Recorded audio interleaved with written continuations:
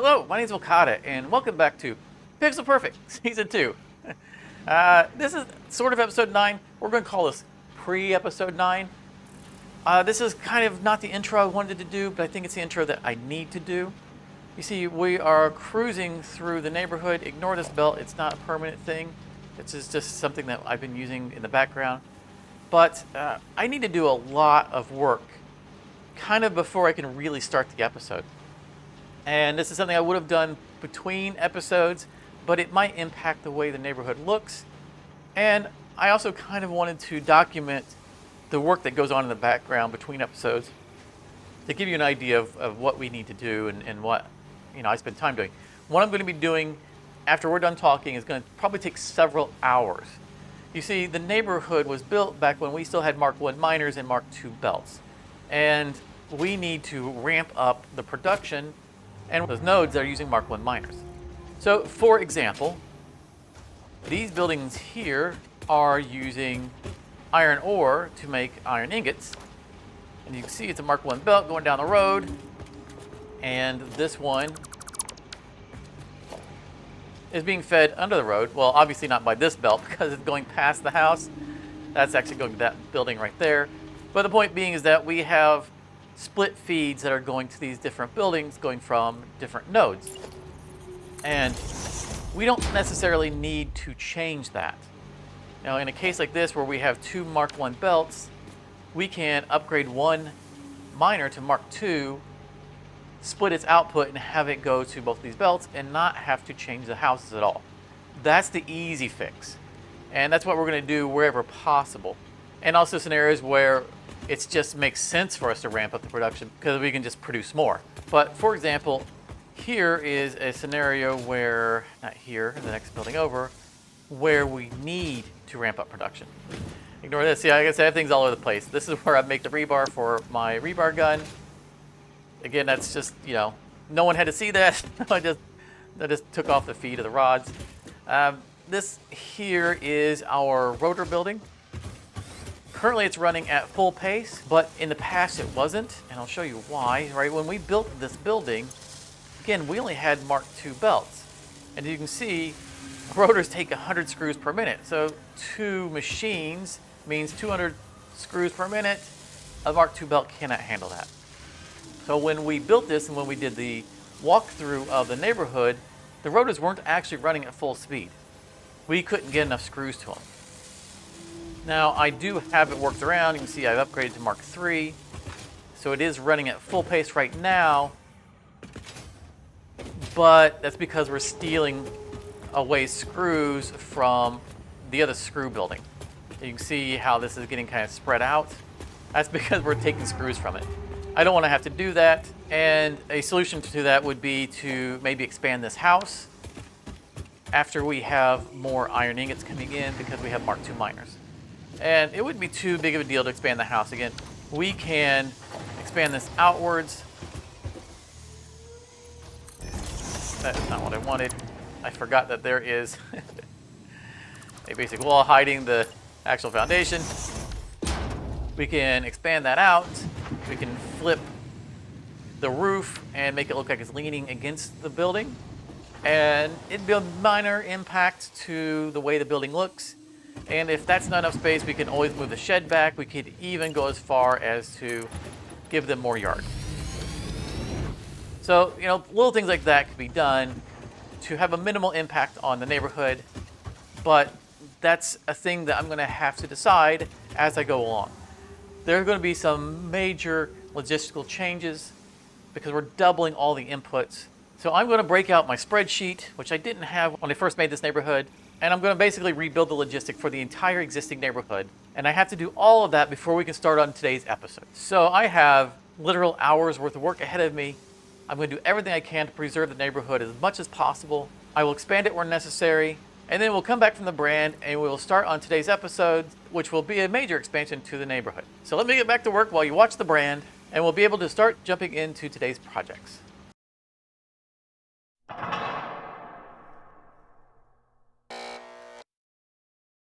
Okay, here we are in the newly slightly upgraded neighborhood. Slightly upgraded visually speaking, though there has been a lot of work under the hood. to the tune of about 6 or 7 hours. I have been really busy. But this is going to make things a little bit better for us. I want to go over real quick, like just kind of the visual changes, and just because got a lot to do for today. We got a lot for expanding the neighborhood for today's projects, and I don't want to dwell on these. So I'm going to give myself, let's say, 4 to 5 minutes for this little bit. First of all, the belt change here for the iron ore. Originally, we had one Mark I belt coming down the dirt road. As you can see, there is no longer a dirt road, and is no longer coming from there. That's because we needed to free up those nodes for today's project. And to be honest, I was never happy with the dirt road. From a thematic standpoint, I was fine with it, but just didn't look good. So I just tore that down and changed it to a normal road. And speaking of the iron, we needed to free up those. Originally, we used those nodes because they were closest to our houses when we started. But as the neighborhood expanded, we ended up running into more iron nodes down here. This is 8 impure nodes. And even with us converting all of our iron use to those nodes with Mark II miners now, we didn't even use up all of them. So it made sense to just use those as the iron that we're using down here. It also gave us an excuse to have some kind of product running down the street in this direction. As I was doing the upgrades, I realized this side of the road was barren. We just didn't have any life to it. So I'm good with this. It's kind of 2 birds with 1 stone. We free up the iron over there. We utilize more of that garbage iron there. We get a better visual. So I'm really good with this. This is much better. And we did kind of come up with a system for splitting and merging within the street. Originally, I had avoided that because I didn't like the way it looked with a merger or a splitter sitting on the road.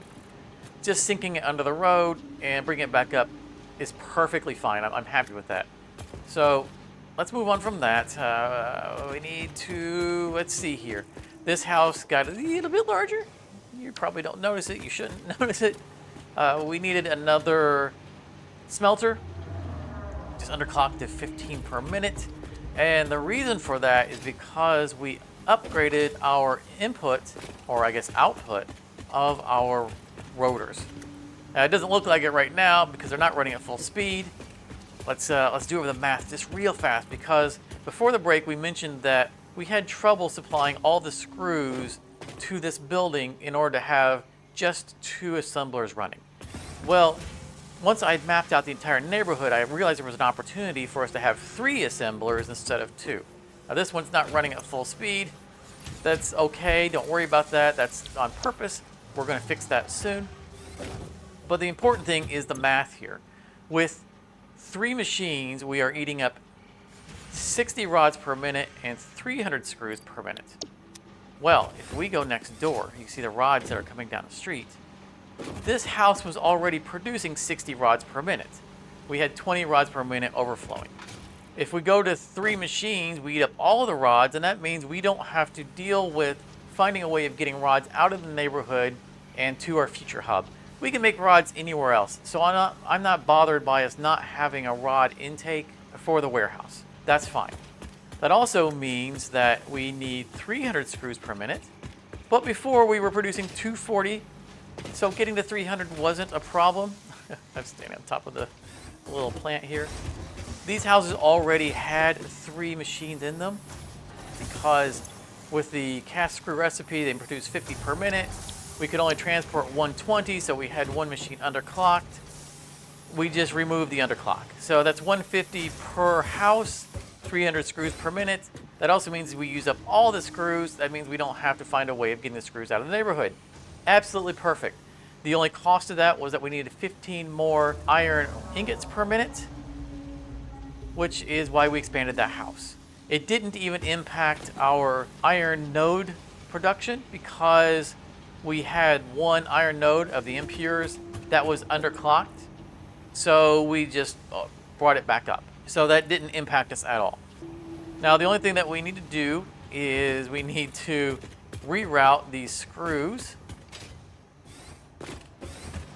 to start going to that building. The reason why there wasn't any screws in there is because I needed to store screws for our future use. There we go. Mark 3. Okay. Now that should supply screws at full speed. That should start running at full speed. And that's it. That is everything. The reason why I needed to have this still running was because I was a dum-dum.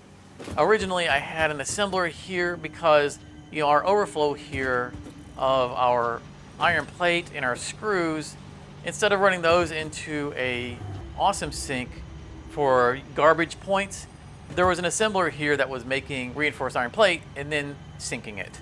Well, I forgot about that, and after I had belted everything, it ended up eating up all of our screws, so I had no screws for, future use. So I had to replenish them. But that's done, and now the neighborhood is done. Oh, whew. Oh, well, no, not done yet. One more thing. All of the storage that was here, I finally moved it down there. You can see the rotors are now going down the street. They are merging with our iron plate and our modular frames, both of which are coming out of this building. If we stood here long enough, we would see them come out. There they come, and they are going into a merger under the street, and all three of them are coming down the road. We had room in this lane, so you can see all of it works together very nicely, because, their output is never going to max out a belt. I mean, not even close. So we'll bring them down to our, permanent storage, which will be down here, which will eventually will be a train station. And we'll just use some smart splitters, and we just divide them all up. So right now, it's all just going through overflow, and then we're still getting ourselves some tickets. Okay, that is everything. Let's start talking about today's project, and let's do that from a better vantage point. So here we are, up at a nice vantage point to talk about today's projects and kind of our target goals and whatnot.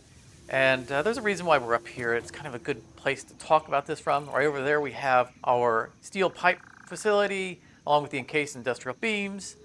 And over there is the neighborhood.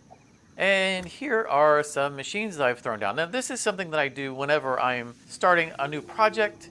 I like to just plop down some machines, take a look at recipes, and even though I have them on a spreadsheet, this just kind of helps me visualize better. Now, the things that we're looking to make today will be stators and motors, primarily. If we have time, we might do a couple other little things. But these really are the main things that we are not yet producing at our current milestones so that we can move on in the game. So let's take a quick look at the recipes. Here are the stators. You can see they take steel pipe and wire. Now the wire is easy for us to come by because, any copper node, not a big deal. Steel pipe at 15 per minute is a little bit demanding, but we'll go over that in just a moment. And let's take a look at our motors, because again, we don't have alternate recipes for either one of them. You see, boop, boop, boop. The motors are going to immediately start eating up stators, so our net stator production is going to be relatively low, but we don't really need high quantities of these products at this point in the game. You'll see they're also going to take up rotors, and as we mentioned, we did just expand our rotor production, but we're not going to tap the rotor production from the existing neighborhood. We're going to make new dedicated houses for the rotors that we need for today. If we do all the math with the copper that we have available to us,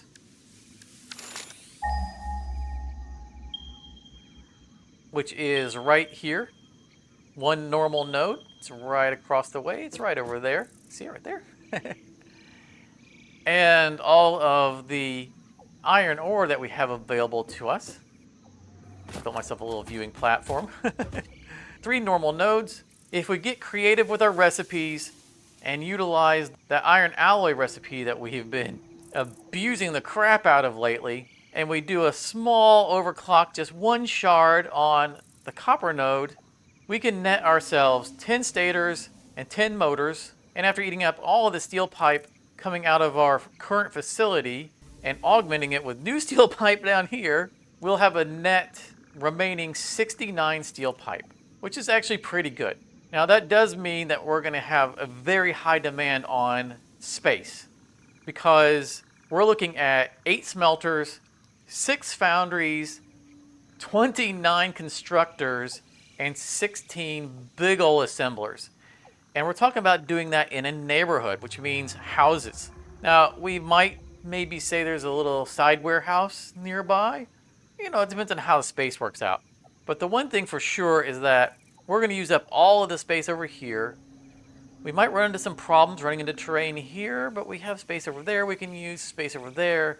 We have all this space over here, which of course means that everything right there has got to go. So you know what? No better time than the present.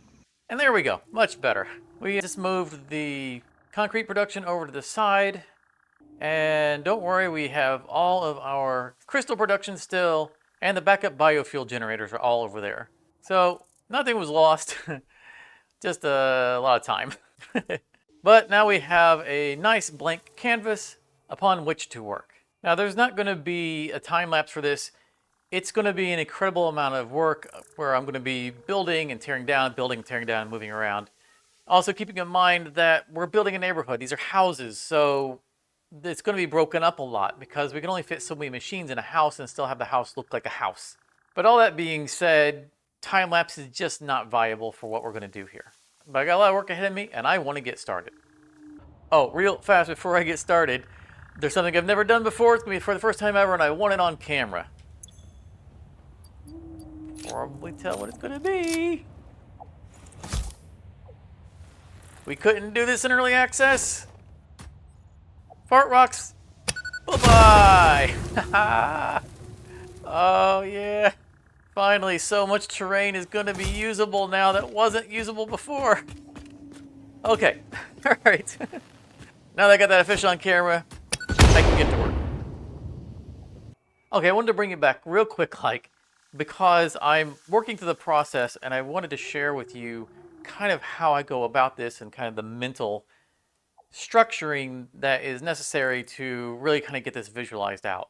Now, as you can see, I have started laying out just generic yards because back when we established the neighborhood, we decided that the average house was going to be a 6x6. That would be one foundation ring of yard and then a 4x4 in the interior for the house. Of course, that won't be strictly like that for the whole thing, but it's a good way to set up a template to figure out, well, generally how many houses can we fit in here? How are we going to have to structure how many machines we're going to have to get in each house to kind of fit in this whole space?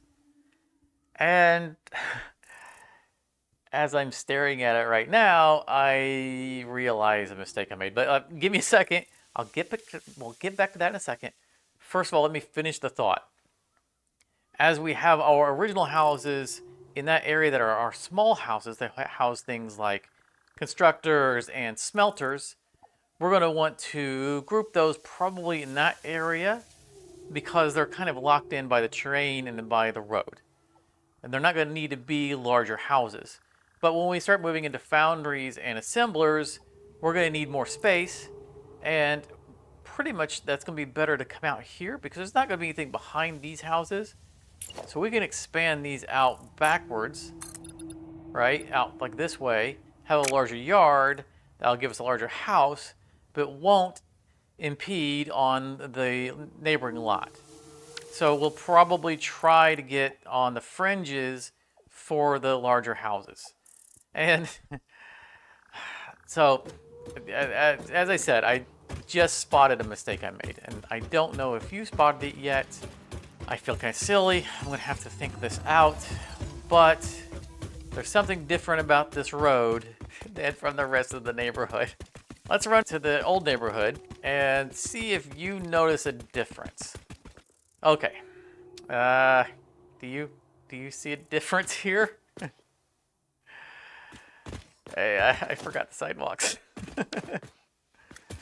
I knew that. I knew something didn't look right. Oh, goodness. Okay, so that's more space we're going to need.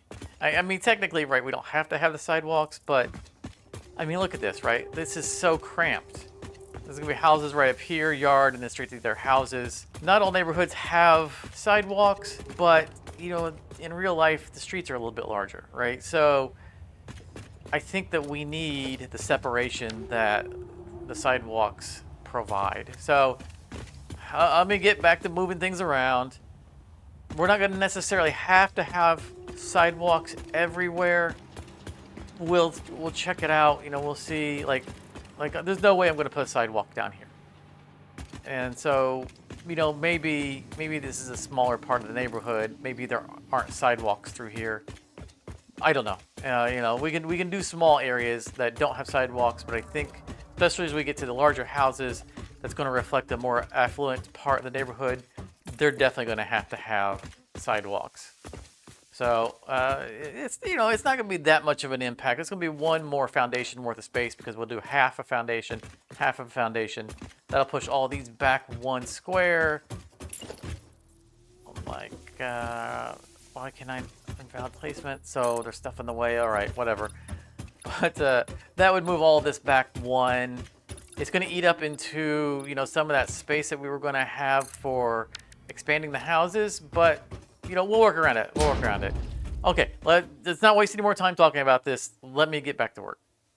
It just dawned on me what the format of this episode is going to be like. It took us probably 2/3 of the way through the video for me to kind of realize the format, which is more or less a montage of the build. I didn't know before this point how exactly I was going to present all this. When we stood up there on the little platform, it was kind of a, little scenario of, well, it's going to be too large to do a time lapse. It's not going to really play out like that. Maybe we'll just come back and we'll look at the, final product and make the tour. But that doesn't really fit with the way I do things. And if you are a returning viewer, especially if you watched season 1 or any of my other things, you'll know that I not only try to entertain, but I also try to educate. So that's what we're going to do in this clip, and I think for the rest of the episode. So as you can see, the neighborhood is really coming together. As of the last clip, we talked about how we started by laying out just generally where the yards might be. We had a general template, and I've gone farther with that and put foundations down for what would be the houses, and started to work out, well, where do we have enough space that we can expand if we need to have a larger house? As you can see, this is no longer a 6x6, so we expanded backwards. We melded a couple of houses there for a large one, and I started placing down machines and just kind of worked things out, and it's working out pretty good. And as you can see, I'm putting little road signs here. These aren't going to be permanent. This is to let me know what I came up with. And of course, I do have the spreadsheet that's also mirroring a bunch of this, but this is a quick and easy way for me to go, what was it I was doing here? What was it that I was doing here? And it's going to make it a lot easier when it comes time to belt everything and to run all the resources. So I think I've got most of this worked out, and not all the houses are fully flushed out, but I do want to point out that these are not just laying on the foundations in a matter to determine whether or not there's enough room. It's also, is there enough room, and will we still be able to make the house cosmetically? So, for example, we have our foundries here for the iron alloy ingots, and there's some more of them over there. We need 6 of them total. These are not just sitting on the foundations randomly. They are set in a way that should work for the house. So we have the road on this side. That means this is going to be the front of the house. We're going to wall that off, and we can do this as the front of the house, and we have enough room that we could do this as like a carport, right? And the product can come out that way, or it can go under the ground. Either way, doesn't matter. We have enough room for the house visually, and there's plenty of room here for all the mergers and splitters and whatever we need, and on this side for the output. So this is intentional. We can wrap an entire house around this without having to move the machine. So hopefully I've done that properly on all of the structures. Now, the last challenge I'm going to have will be the screws. You can see here I've earmarked these as screws, but that's going to be 5 constructors per building. I don't think I can get away with 5 per building. I can do 2 stories. I can do it that way. I also can put another house over here, which also leads us to the next step in the logic. I was looking over here, I'm going, well, do we put a house over here? What are we doing with this spot, right? This was always a temporary storage spot, and we have already moved most of the storage out, and it's going down the street and heading on its way. And that's because this was never meant to be the storage. So I'm looking at it, I'm going, well, what is left here that is in the way?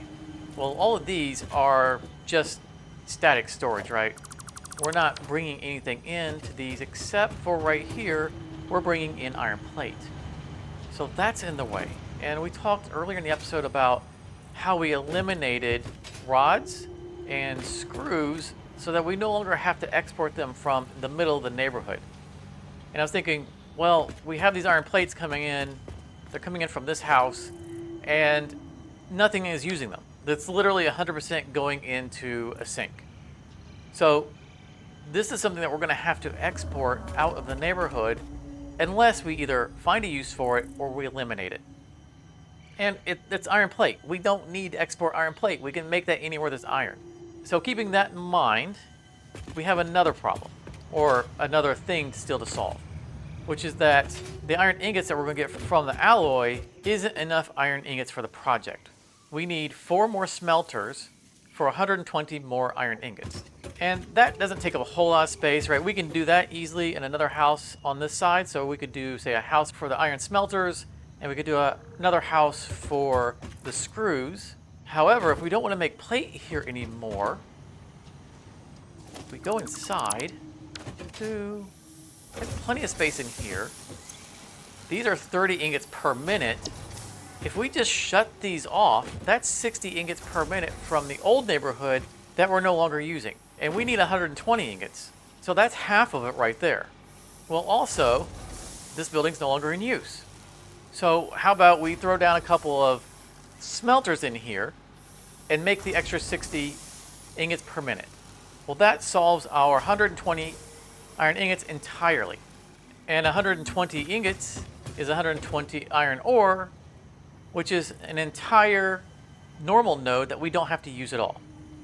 But the neighborhood is coming together. I think that we have got most of it mapped out successfully. I think we're doing pretty well. We only have a couple of instances where we have need beyond our max belt speed. Like the rotors are going to require 500 screws per minute. There's going to be a little bit of hokery pokery going there. But, you know, it's 2 belts. We can get that taken care of. But real quick, before we cut to the next step of progress, we do have one thing that I wanted to take care of. First of all, you might have been saying to yourself that we can't really afford to shut off the iron plate entirely because that's a critical component for building things. And that's true. However, if you remember back to the first episode, we have Adam and Eve, which have been sitting here idle, producing iron plate. So we do have an iron plate intake. And this gives us a reason to visit Adam and Eve until we build something somewhere else. So don't worry about the iron plate. But the main reason why we needed to come over here is because of the space elevator. We only have one step left, the automated wiring. And after today, we're going to be done with all of the things that we unlocked on this tier. Now, we do still have some things that we need permanent locations for that we've unlocked in the MAM, like the AI limiters and quick wire. However, as far as the primary branch, the stators and motors are the last thing we needed. And for the last step of the elevator, we need stators. Now, we only need 100 automated wiring. It's 1 for 1. We only need 100 stators. We already have all of the cable set aside from a previous episode. And when we were looking for hard drives, we found enough stators to cover it. Now, I mentioned before that I didn't want to do this until we actually were producing stators. But by the end of the episode, we're going to be producing them, so close enough. And this will allow us to start out next episode with more options for what our next project will be because the space elevator will be done.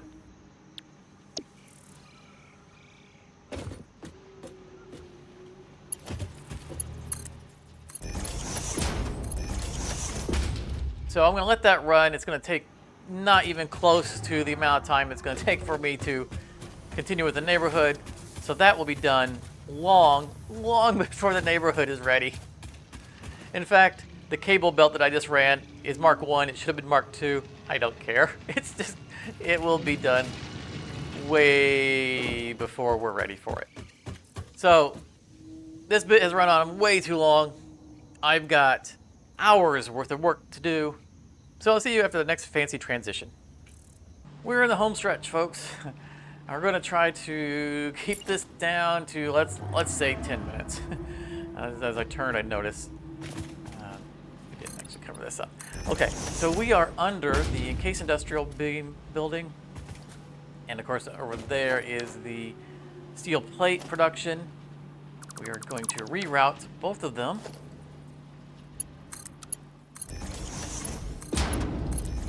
Mark II. Sure we have Mark II coming out. Okay. Because we now have our street. So that is done. That took a little bit of time. It's not perfect. The belting is not perfect. You know, there has to be a little bit of a compromise. This is the way it is. But it's still, you know, on theme, right? I think it looks pretty good. And once we get to the flat plane, it's better. I'll take care of these belts later. Don't worry about it. I'm just going to let them drain out.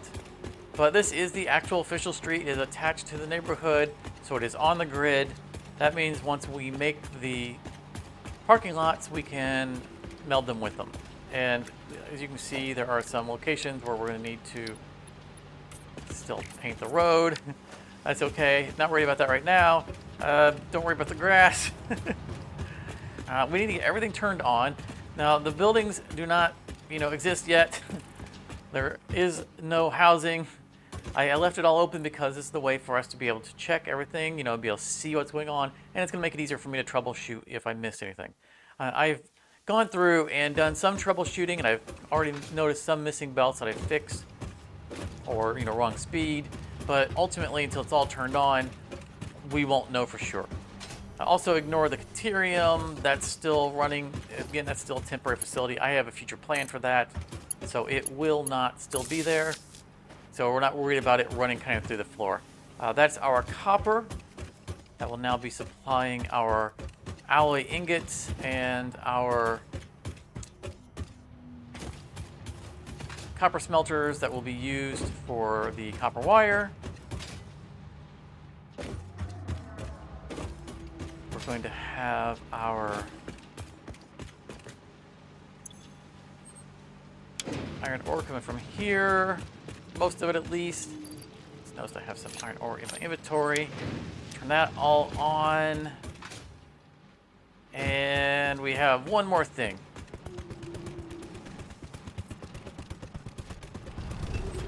And finally, we need to get the rods activated. That. Now, it was important that we had that running to a sync because the iron ingots were already being produced over there by the old side of the neighborhood. And if they didn't have a home, you know, I didn't actually have that going somewhere, then there could be backup, and it wouldn't hurt anything if it was backing up. However, if something else got messed up, then we wouldn't know that that backup was a result of a mess up as opposed to us just waiting for that material to clear once we had the facility up and running. Okay, let's give everything a chance to get flowing so that we can talk about it as we can see it. All the product is going to be going through the old neighborhood. It's going to be melding under the street here with these iron ingots. It's a little dangerous because we're going to have end product melding with mid-tier product, but that's okay as long as we smart split smartly. So of course we have an overflow smart splitter down here. The rest of it will run down the road. This stuff we already talked about, I do believe. And it's going to allow us to piggyback our way all the way down here to where the final destination is going to be for everything. So we have an extra smart splitter here. This will be where our steel pipe is going to end up. We're going to do, let's say, encased industrial beams here. Let's do stators and motors. All we need is an item lift. Now, we're not worried about the clipping. Again, this is all, actually there won't be clipping. But again, all of this is temporary. This is not a permanent storage facility, though it is more or less the final destination for all of this. Now, I do have something in mind for what we're going to build for the storage facility. Whoop. Always happens. As I was saying, I do have something in mind for what the storage facility is going to be. It's always been the plan. I'm not revealing it yet, but I mention it because in, I think, episode 0, one of our viewers mentioned that we could make a post office. And I love that idea. That is perfectly on theme, and I love getting comments like that. Now, we won't be making the post office for this because we already had a plan for something else, and because this is going to be a little bit too large for the post office, there's going to be too much going on here. But please keep those kinds of comments coming.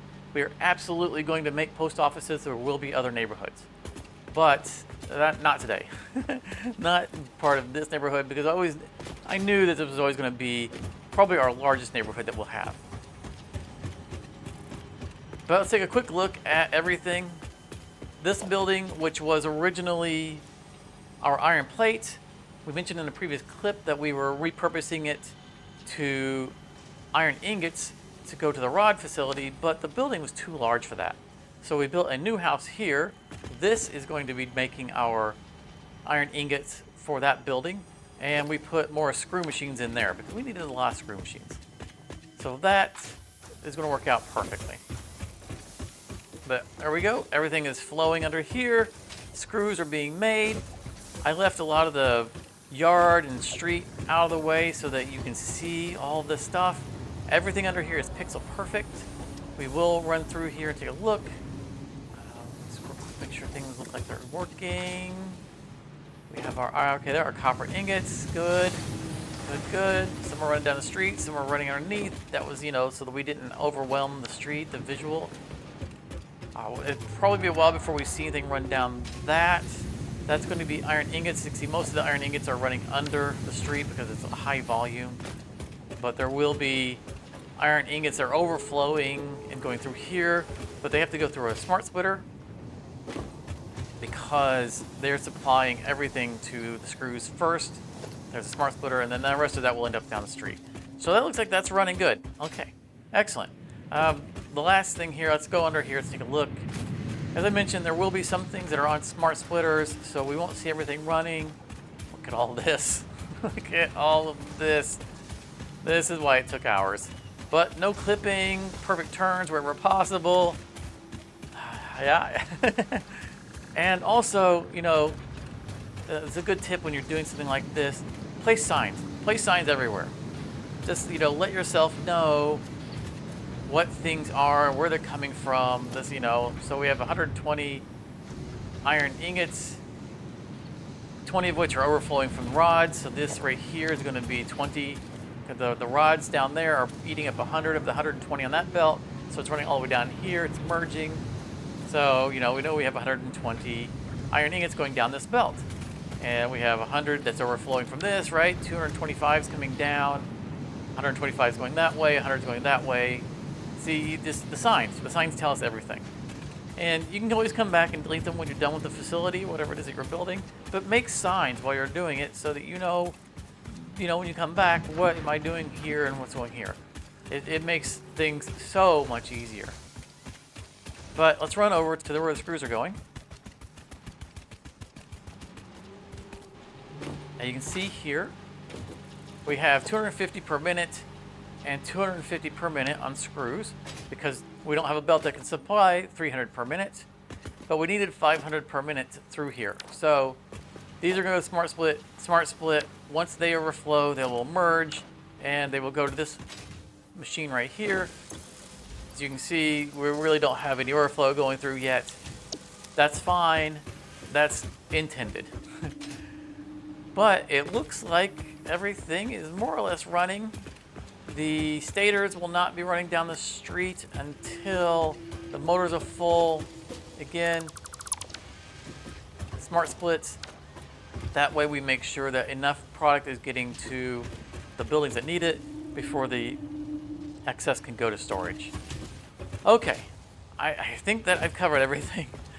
I'm going to get to making all the houses and placing all the foliage and all that stuff. And we still need to finish off the space elevator. So let me do all that. We'll do our outros, we walk around and look at all the pretty stuff, and then we'll wrap up the episode. So I'll be right back. All right, it's time to look at the final part of the neighborhood. And remember, this is the new part of the neighborhood, not, you know, the old neighborhood and new neighborhood, because again, it's all one neighborhood, even though we built this before. Now, there are some subtle indications that that's a newer part of the neighborhood. You know, for example, we used power poles because we didn't have, you know, beams for supports. We have beams for supports now, so there are some places where it's kind of obvious that it was made later in the game, new unlocks and things. But you know, maybe we'll go back and we'll update those in the past. But let's take a quick look at what the neighborhood looks like. Again, everything I think is working perfectly. I have no reason to believe that anything, you know, like belts or anything are wrong, so that's good. But I want you to take a quick look and see architecturally, you know, that everything's unique, and you know, the plants and whatnot and the foliage. This is collectively, the entire episode is over 30 hours worth of work. So this neighborhood is 30 hours worth of work. So I hope you appreciate the detail of the effort that goes into making all this. But this, to me, this looks like a neighborhood. I can believe this is a real neighborhood. I mean, except for the, you know, alien plants, but it's on an alien planet. And we even have some park areas. You can see where I've actually put in a bunch of trees. These are props. You can see I've placed these. It's just to, you know, add some shade to, you know, the areas that don't have houses, to make this like an area that people can walk through. They even go all the way over here. See, we have more here, and we have, I didn't want to cover up the big rock and the tree. It looks so good together, so I made this like a little area that, you know, families can come down here. In fact, I'll tell you what, let's enhance this. Let's maybe they come down here and have a picnic. Would probably look better this way, right? It's got to be near the shade. Don't want to be out in the open. Maybe one next to the berry plant. Unfortunately, there are no grills in the game. I know this because, well, I'll show you. I did try to put grills as part of a cosmetic somewhere. Let's go with brown. Yeah, that looks a lot better. This is kind of the process, right? This is bringing the little details to bring this to life. But this way, you know, they can come down here, or hikers can come down here, whatever. You know, someone's out doing exercise. I gotta clean up some signs from the old part of the neighborhood.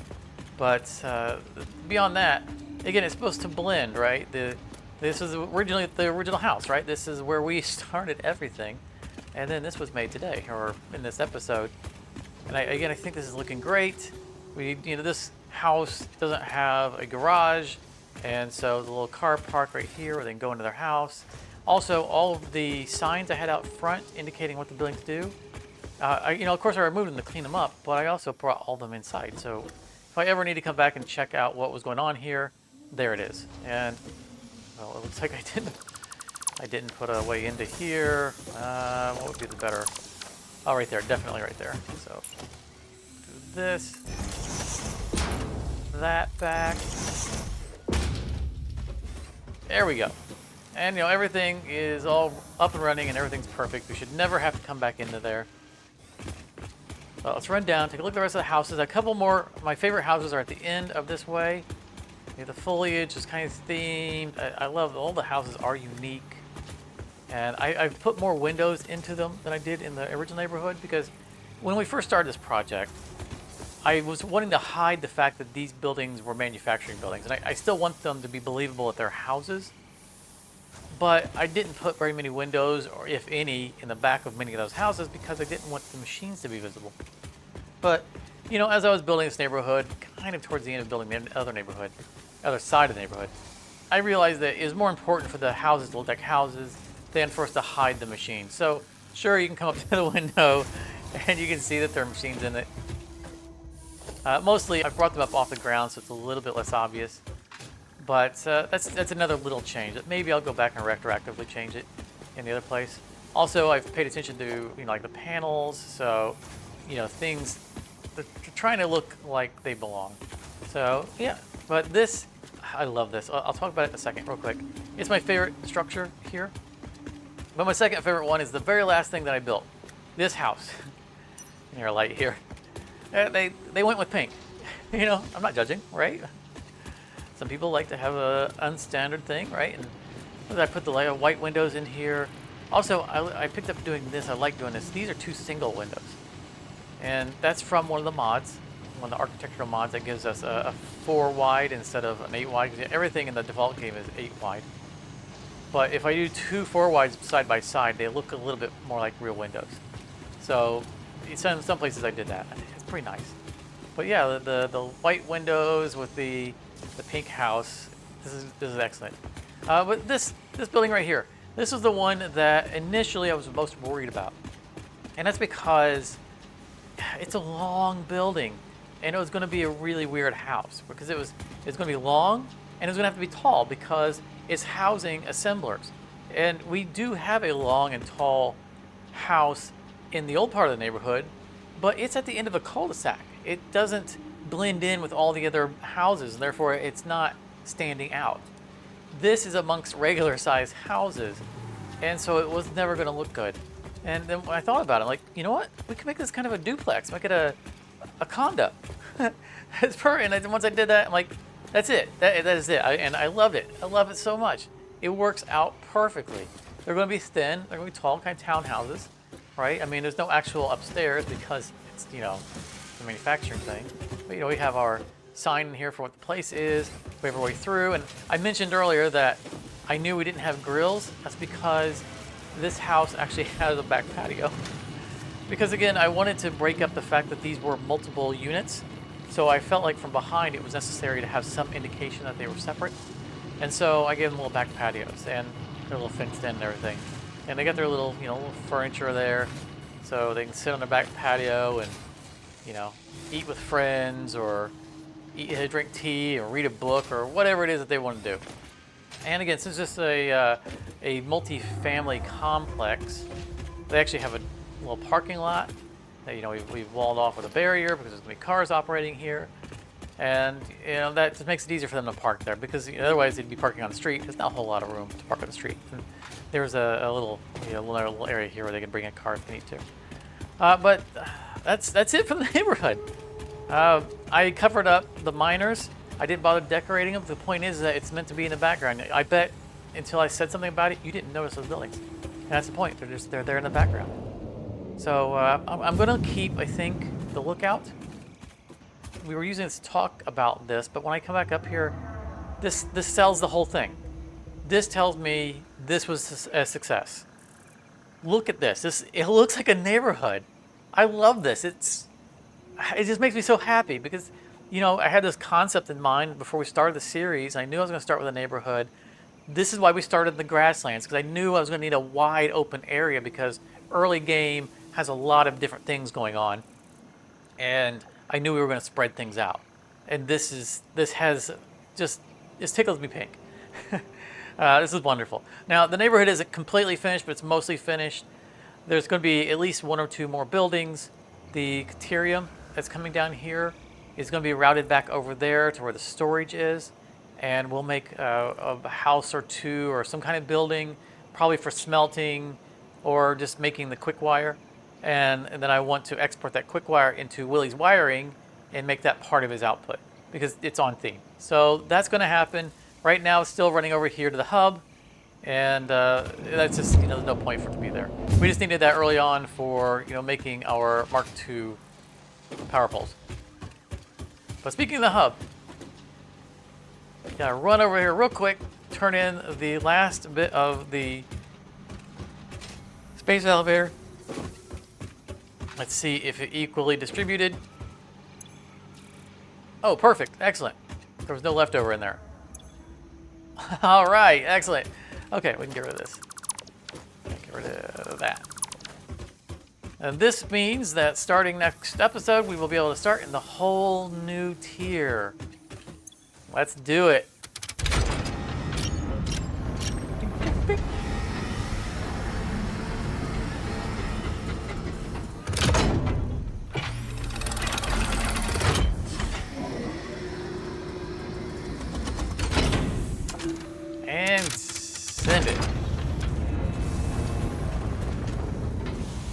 let's go picture mode, detach camera.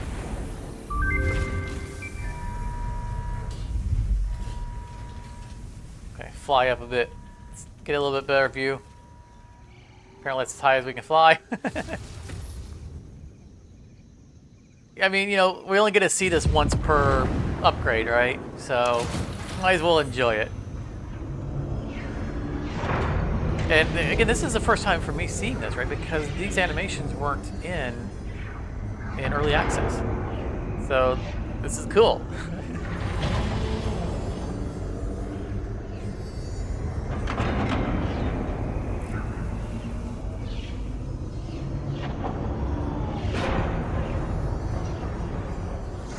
You know, maybe in Satisfactory 2, they'll let us ride up to there, and the next part will start in space, where we're building factories on asteroids, you know, on around the ring that we built in part 1. That would be awesome. I've got to tell them to do that. Okay, well, that is going to be it for this episode. And I want to thank everyone for coming out. I want to thank everybody for the massive amounts of viewing that we've gotten over the past couple of episodes. We've got a ton of new subscribers. Maybe someday we'll actually get to the 1,000 mark. But it's incredibly encouraging to see all this effort getting some kind of response. And speaking of responses, comment section, that is the best kind of response that we can get. Well, outside of joining the Patreon. Because we're definitely not making any money doing this. But at the very least, all I ask is leave a like on the way out. Thank you for the patience that you have shown from how long it's taking to make these episodes. They are incredibly detailed. They're taking an incredible amount of time to do. And since I have to work for a living, I only have so much time to work on these.